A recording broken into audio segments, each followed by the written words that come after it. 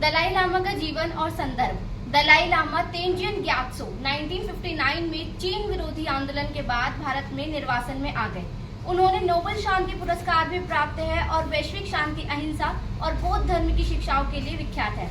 उनकी उम्र अब 90 वर्ष पार कर चुकी है और हाल ही में दी गई लंबी आयु की प्रार्थना सभा में उन्होंने कहा कि वे 130 बरस और अधिक जीना चाहते हैं।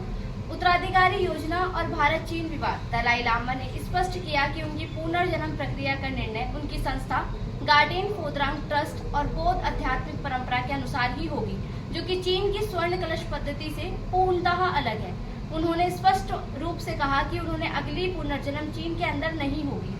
भारत के अल्पसंख्यक मंत्री किरेन रिजिजू जी ने भी कहा कि इस निर्णय में दलाई लामा और स्थापित धार्मिक परंपराओं का ही अधिकार है और किसी सरकार का नहीं। चीन ने तुरंत प्रतिक्रिया दी और कहा कि भारत को जरा संभल कर बोलना चाहिए, क्योंकि ये उनके लिए आंतरिक मामलों से जुड़ा मसला है। भारत चीन संबंधों पर इसका असर आखिरकार क्या होगा जब ये मुद्दा उठेगा।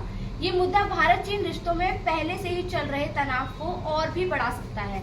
चीन ने आगाह किया कि इस तरह के बयान दोनों देशों के बीच वार्ता प्रक्रिया को प्रभावित कर सकता है। दूसरी ओर भारत का रुख स्पष्ट है, धार्मिक स्वतंत्रता का समर्थन करता है और इस मामले में तिब्बती परंपरा के सम्मान को प्राथमिकता भी देता है। विश्लेषकों का कहना है कि अगर भविष्य में एक चीन समर्थित दलाई लामा और एक निर्वासन में चुना गया दलाई लामा दोनों सामने आए तो स्थिति और जटिल हो सकती है। संभावित समझौते की राह। फिलहाल सरकारों के बीच कोई औपचारिक समझौता नहीं हुआ।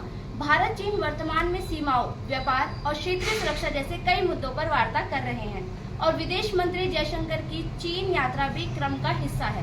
दलाई लामा के उत्तराधिकारी का मसला धार्मिक और सांस्कृतिक है, लेकिन क्योंकि इसमें दोनों देशों की भूमिका है, वैश्विक दबाव और राजनीतिक हित भी जुड़े हुए हैं।